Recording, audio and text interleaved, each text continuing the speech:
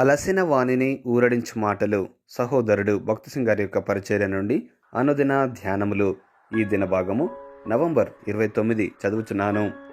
నీకు దృష్టి కలుగునట్లు నీ కన్నులకు కాటుకను నా యొద్ద కొనుమని నీకు బుద్ధి చెప్పుచున్నాను. ప్రకటన గ్రంథము 3వ అధ్యాయము 18వ వచనము. మార్కు సువార్త 8వ అధ్యాయంలో ప్రభువు ఆత్మీయ అంధత్వమును గురించి మాట్లాడుచున్నాడు. ఆయన తన శిష్యులను, మీరు కన్నులుండి చూడరా, చెవులుండి వినరా, జ్ఞాపకము చేసుకొనరా అని అడిగాను. 18వ వచనము. ప్రభువు మొదట చూపించిన మొదటి రకపు అంధత్వము మార్కు సువార్త 8వ అధ్యాయం 11-12 వచనములలో ఉన్నది. పరిసయ్యులు ప్రభుని యేసు చేసిన అనేక అద్భుతములను చూచిరి, అయినను వారాయనను నమ్ముటకు ఇష్టపడలేదు. ఆయన అధికారం గలవాని వలె బోధించినందున జనసమూహములు ఆయనను గుర్తించిరి. మత్తయి సువార్త 7వ అధ్యాయము 29వ వచనము, మార్కు సువార్త 1వ అధ్యాయం 22వ వచనము, లూకా సువార్త 4వ అధ్యాయం 32వ వచనము. అంతకు ముందెన్నడను ఏ ప్రవక్త చేయని అద్భుతములను ఆయన చేయుచున్నాడని వారికి తెలియను. అయినను ఈ పరిసయ్యులు ఆయనను సూచక క్రియలు చేయుమని అడుగుచున్నారు. వారు ఎన్నో అద్భుతములను చూచినను వాటి గురించి వినినను ప్రభువైన యేసును వారు నమ్మలేకపోయిరి. వారు పూర్తిగా అంధులైరి. ప్రజలలో నేడు ఇదే పరిస్థితి కనబడుచున్నది. చాలా సందర్భములలో అద్భుతములు, సూచక క్రియలు తమ స్వంత గృహములలోనే జరిగాను. వారి ప్రార్థనలకు జవాబు దొరుకుట కూడా వారు చూచిరి.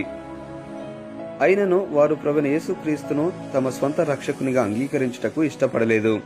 యోహాను సువార్త 6వ అధ్యాయంలో మనము రోగుల ఎడల చేసిన అద్భుతముల వలన గొప్ప జనసమూహములు ప్రభువైన యేసుక్రీస్తును వెంబడించినట్లుగా చూచుచున్నాము. కానీ ప్రభువు తన శరీరమును తిని తన రక్తమును త్రాగితేనే తప్ప వారు నిత్య జీవంలోనికి ప్రవేశించారని చెప్పినప్పుడు వారు వెనుదిరిగి ఇక ఎన్నడూనూ ఆయనతో నడవలేదు. 66వ వచనము. అదే విధముగా నేడు ఎంతో మంది ఆత్మీయ ఆరోగ్యము, ఆత్మీయ ఐశ్వర్యం కొరకు ఎటువంటి శ్రద్ధ లేని వారై కేవలము తమ రోగముల నుండి స్వస్థత పొందవలనని లోక సంబంధమైన క్షయ వస్తువుల కొరకు దేవుని ప్రార్థించుతున్నారు.